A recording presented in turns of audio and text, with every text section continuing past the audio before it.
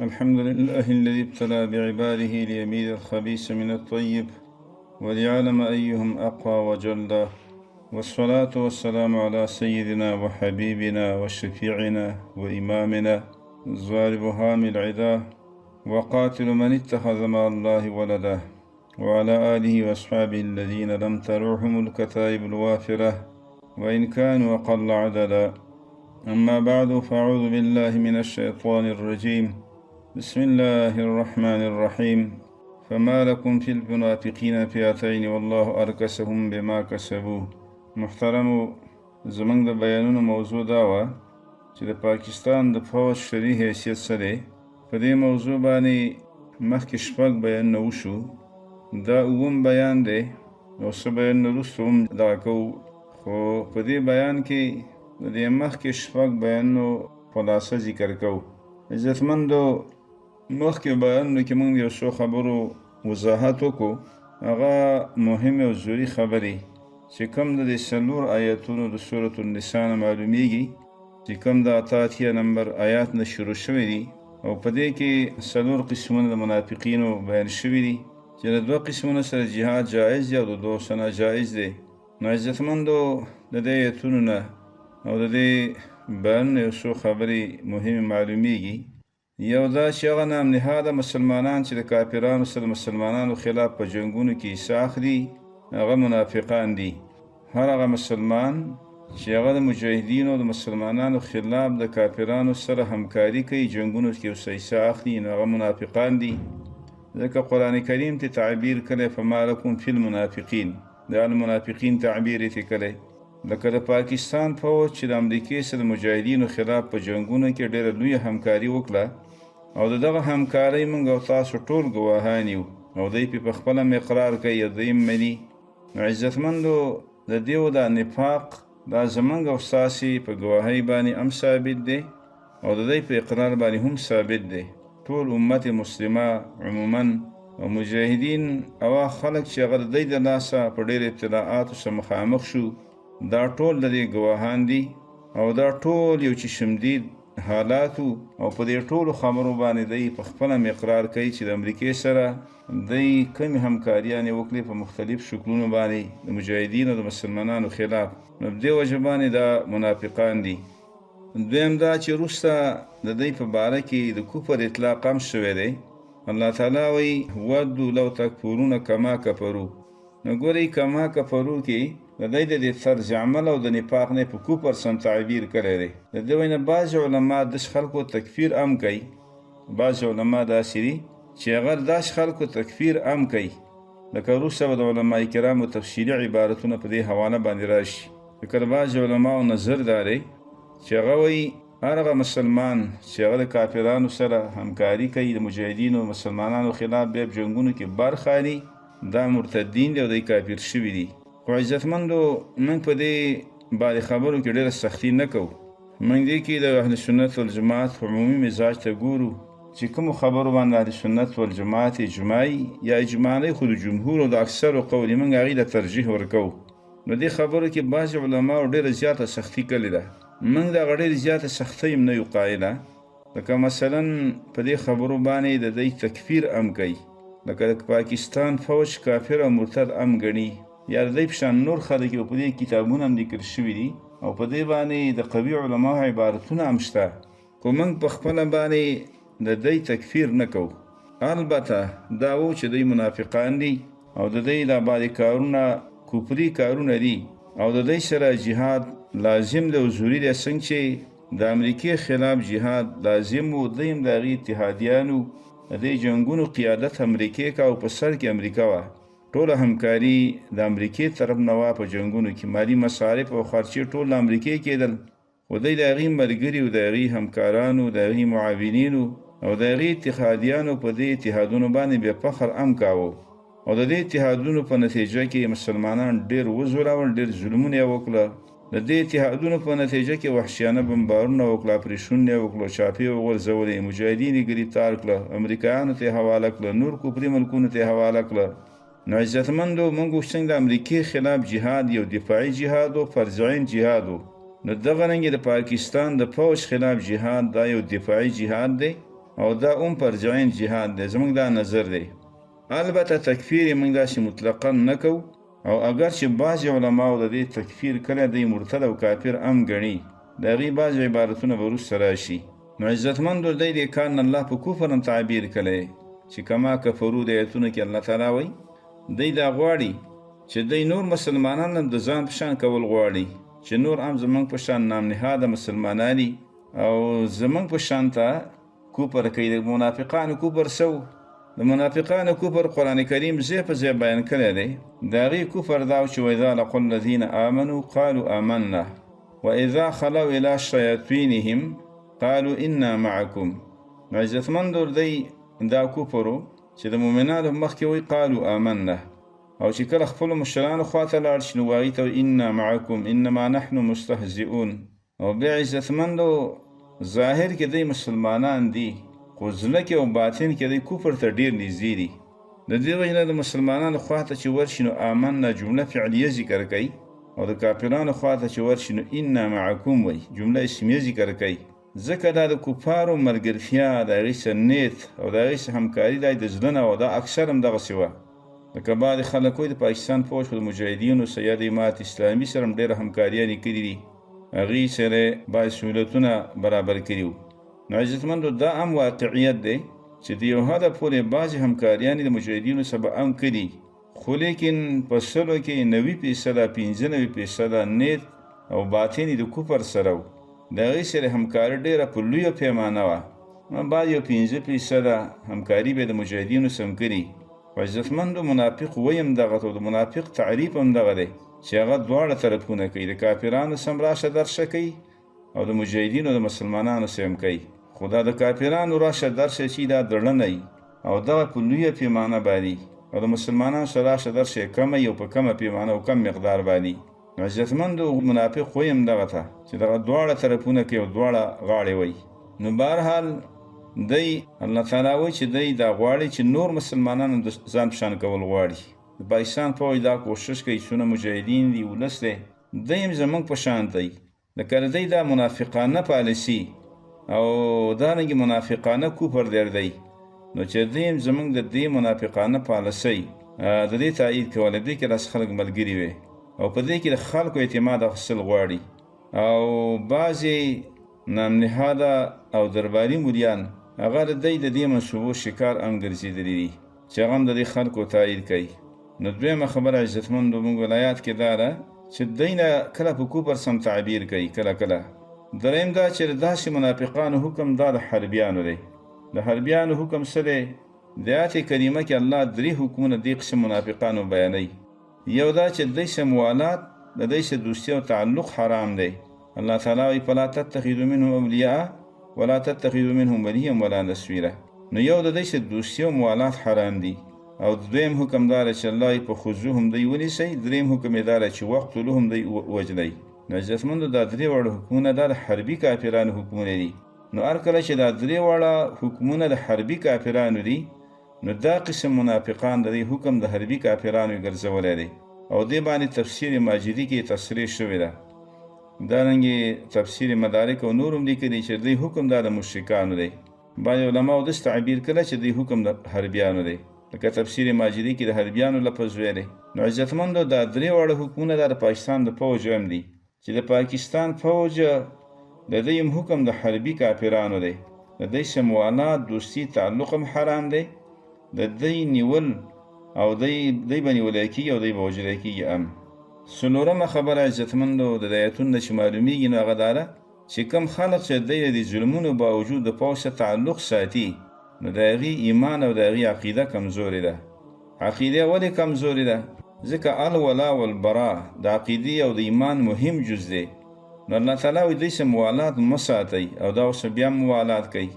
بعضې خلک داسې دي چې هغه ځان ډېر د عقیدې ټیکهداران ګڼي، لکه د مجاهدینو ته څه وایي خوارج هم ورته وایي، کله ورته باغیان هم وایي، یا بعضې خلک توحید او سنت دعوې هم پکې کوي. خو عزتمندو په دې ځای کې په عقیده کې دغه کمزوري ده چې په عقیده کې الولا والبرا نشته. د الله دې دشمنانو سره دشمني کول دا یې په عقیده او نظریه کې نشته. د الله تعالی د دې دشمنان نه نفرت کول، د دې سره بغض کول، د دې مقابل کې جهاد کول، دا یې په سوچ او فکر کې نشته.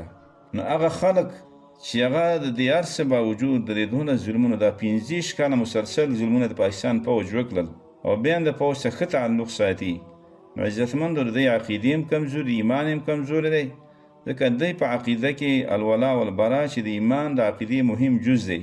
او بعض علما دې تعبیر کوي په حب الله و بغض فی الله، دا بیماری پکې ده چې حب الله پکې نشته او بغض فی الله پکې نشته.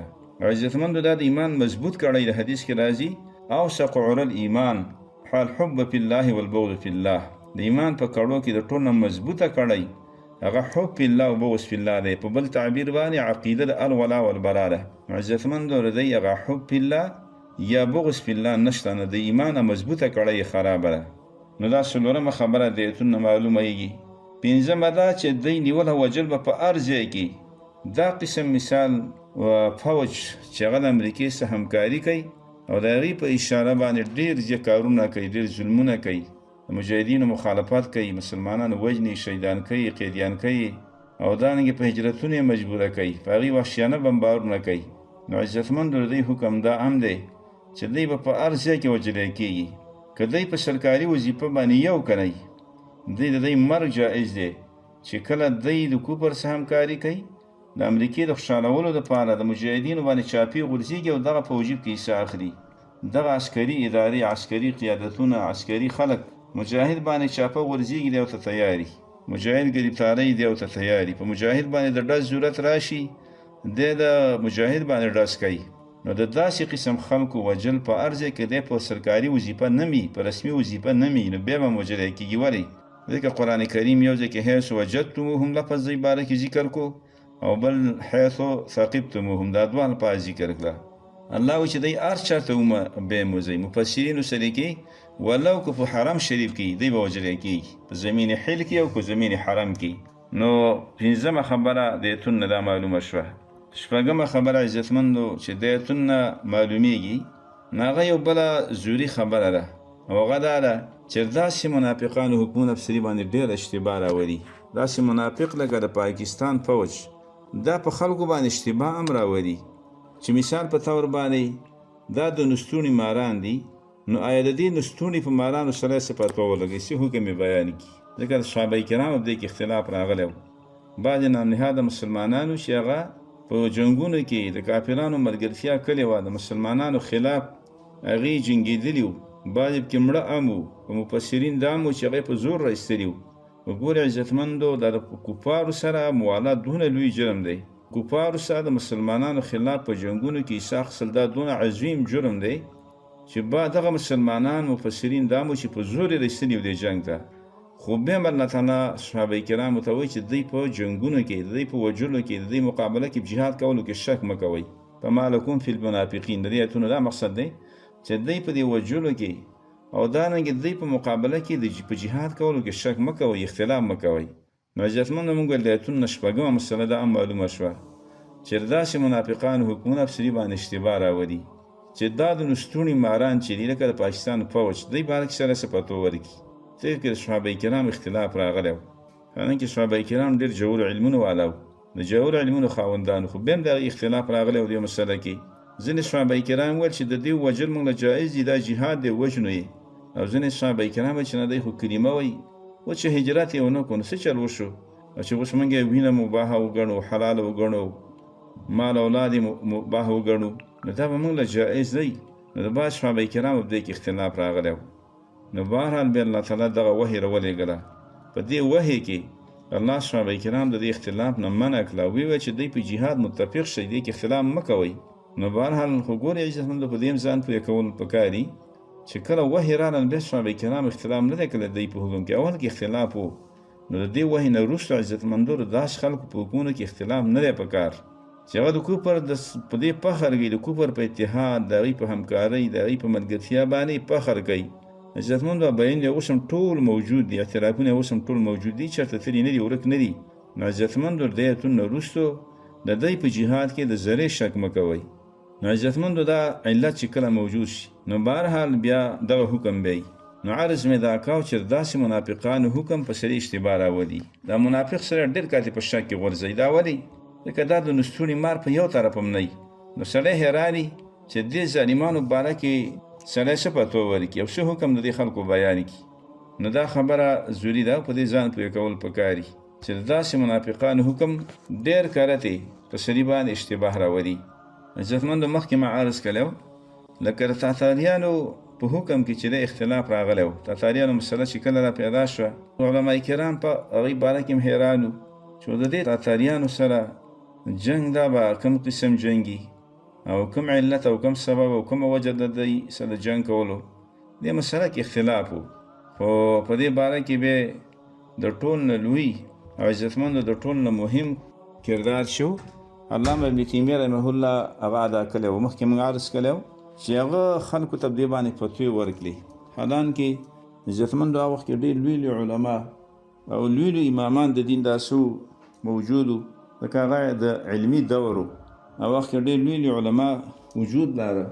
غوړ خلک هم په هغه زمانه کې سو موجود وو. عزتمندو بیا هم پکې د علماو اختلاف راغلی و چې مثال د دې تاتاریانو سمن جهاد په څه وجه وکړو ځکه هغوی خو هم ځان ته مسلمانان ویل. نو بهرحال دې باره کې علامه ابن تیمیه رحمه الله خلکو ته فتوی هم ورکړي او بیا په حکمرانانو باندې ومګرځېده. امیرانو حاکمانو ته یې ویل چې تاسو دې مقابله کې جهاد ته راپورته شئ او دې مقابله کې تاسو جهاد وکئ او په دې به ورته قسم وکړو جمال په الله تعالی قسم الله به مدد کوي خو تاسو جهاد ته راپورته شئ. نو بهرحال هغه دې باندې خلکو ته بار بار قسمونه هم کړي وو چې دې مقابله کې وجنګوي الله به ستاسو مدد کوي.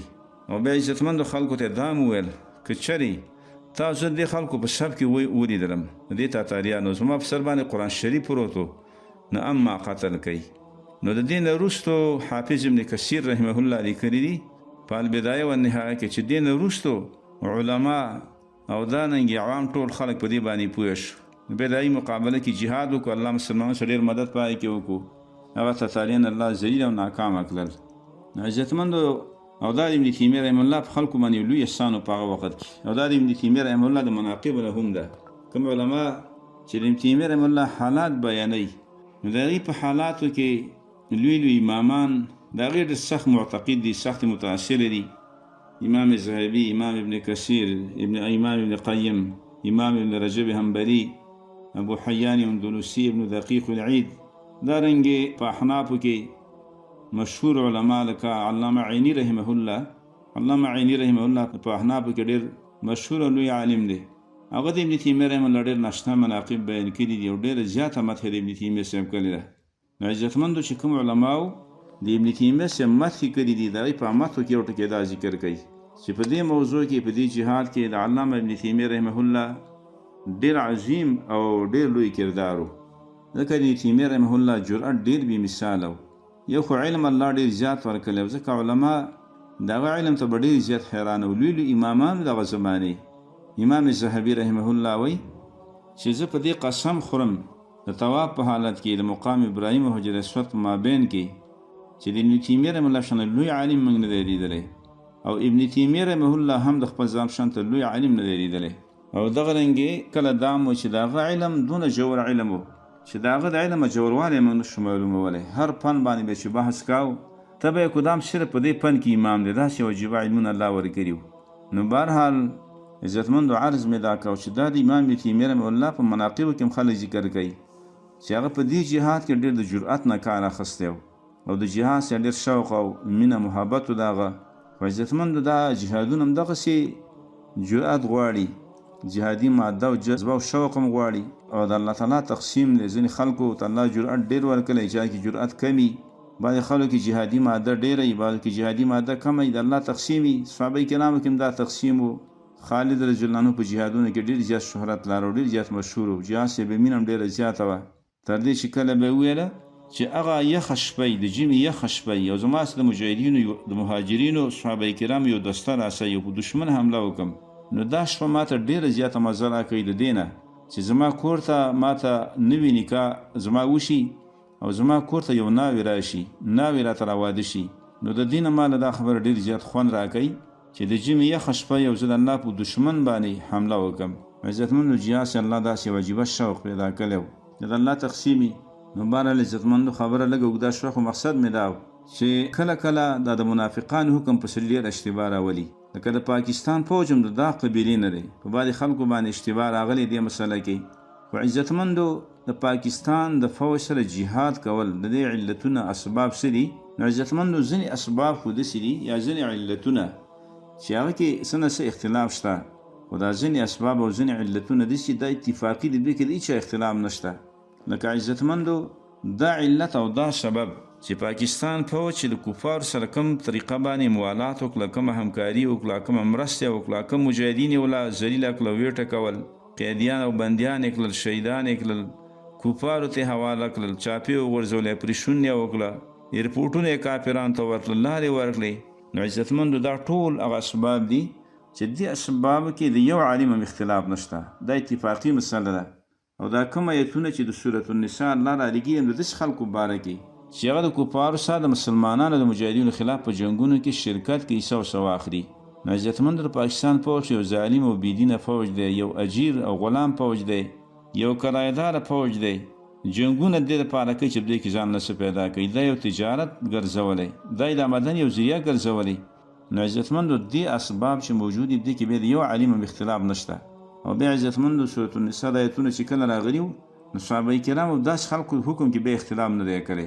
ابن تیمیه رحمه الله وخت کې چې تاتاریانو باره کې اشتباه راغلی نو هلته علت لږ بدل و، داسې علت نه و چې کوم علت د پاکستان فوج کې. خو بیا هم ابن تیمیه رحمه الله نه وروسته ټول علما د هغه سبدي جهاد متفق شوي و، چا بیا مخالفت نه دی کړی. خو البته ټول نه ښه کردار دې مسله کې علامه ابن تیمیه رحمه الله ادا کړی و. دارنګې نور علما هغه زمانه کې لوی لوی امامان موجود وو، د دین ستنې وې، لوی لوی جبال العلم وو. هغه وخت کې مسله کې لږ حیرانه وو، پریشانه وو. بیا هغه حیرانتیا او پریشانتیا ختمه شو، ټول د هغوی د تاتاریانو جهاد باندې متفق شو. نو عزتمندو شپږمه خبره مې دا وکړه چې د ایتونه دا خبره معلومه شوه چې کله کله د منافقینو حکم په سړي باندې اشتباه راولي، د هغوی جهاد کې کله کله سړي اشتباه پیدا شي او نورې کمې خبرې د ایتونو نه معلومیږي. نو دا بل بیان کې به ذکر کوو. سبحانک اللهم وبحمدک اشهد ان لا اله الا انت نستغفرک ونتوب الیک.